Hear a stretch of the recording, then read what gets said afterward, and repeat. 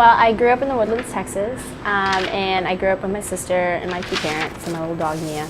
And I was actually homeschooled up until high school, so that impacted a big part of my life, kind of the way I learned to develop like as a student. I was able to kind of learn to be more independent on my studies.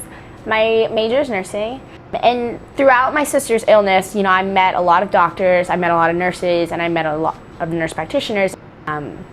And I thought, that's pretty cool, and I kind of started to research more about it. And it's a really neat job that I think kind of suits me because, I really want to be really involved like with my family and, kind of going to everything as much as possible with them, but still being really involved with my work. And I found out that nurse practitioner is kind of like the perfect mix for me.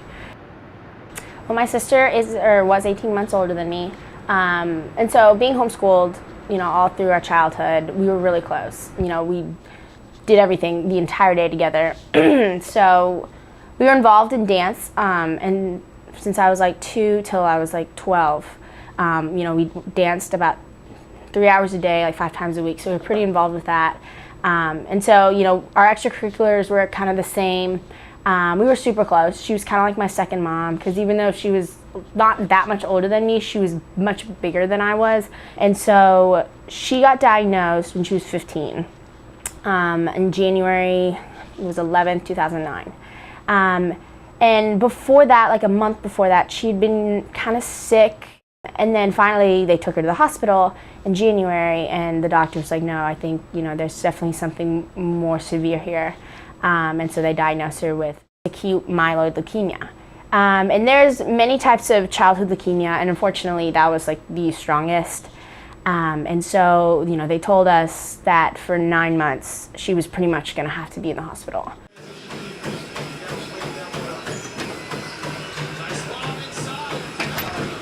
I first heard of it because of my good friend Bucky Ribick. He was actually diagnosed with Ewing sarcoma in 2009 when my sister was going through treatment.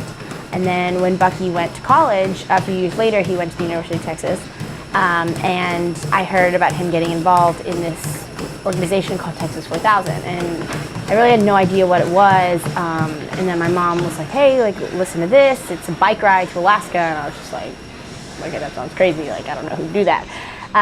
But then, he talked to my family, and he's like, I want to do this ride for Natalia, my sister. He's like, I want to dedicate my ride to her, and I want to name my bike after her. So he's like, so Natalia and I are going to ride to Alaska together.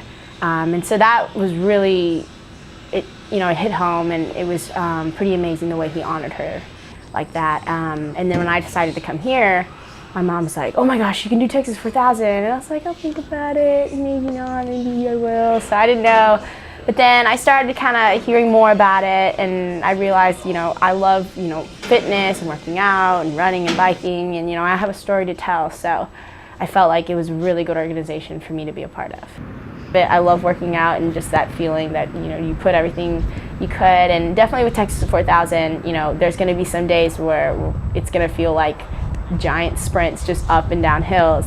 And having gone through a lot of hard fitness through high school and with the club team here, I think it won't be as a shock, I think, as some other people who've never kind of gone through a lot of physical pain. Like when you're running and you want to stop, you have someone screaming at you to not stop. In my head, maybe when I'll be biking, I still have to go more, and I'll kind of inside my head know how to push myself. So I'm really thankful for soccer, all those, I think, 10, 12 years that I have that to kind of motivate me. So.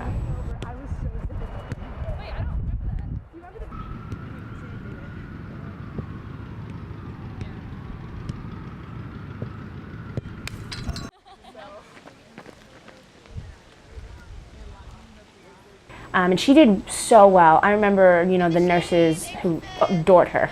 Trust me, I'm still friends with them. They love my sister.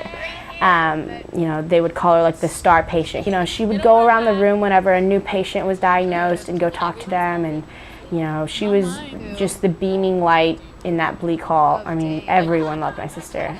She was truly an inspiration, to everyone, and she touched a lot of lives. And then, let's see, September was really hard.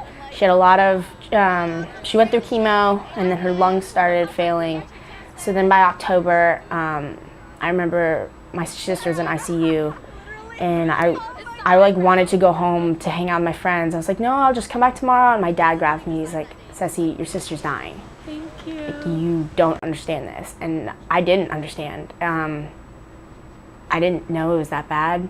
And it was hard. I mean, knowing, because it wasn't for 2 weeks before she actually did pass away that, you know, your sister's not going to be there anymore. And, you know, I remember just thinking, like, she knows she's going to die. And how do you live with yourself knowing that you're not going to be there the next month? But she was so strong through it all. She was thinking about us. I remember the last time I talked to her, she was like, don't be sad. You can't be sad. You have to be strong for mom and dad. Well, Texas 4000's student organization here, and so each year they have about 2 teams kind of preparing for the ride. So right now, focusing on kind of helping them get prepared for their ride while kind of starting to mentally process all the goals we need to start. You know, but they go up and share their story, and, you know, just kind of gives you more inspiration to be like, you know, I'm here for, you know, this person, I'm here for this person. Like, all together, we're this huge team that, you know, all has one reason to be there. 1, 2, 3, Beat cancer! You know, and we're all gonna go and, you know, bike 4,500 miles to kind of show, you know, these kids who are in the hospital, or, you know, people up in heaven that, you know, we're thinking about them every step of the way. And also give hope to families that, you know, while maybe we're not battling cancer, we're gonna battle this huge, long journey. And it's like a metaphor, pretty much, for this terrible disease. And so I'm really lucky to be a part of it.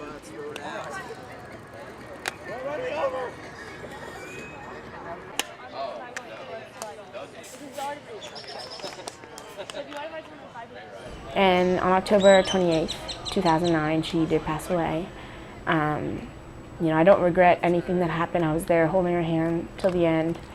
So, you know, she lived an incredible, beautiful life. And I hope through Texas 4000 I can, you know, honor her.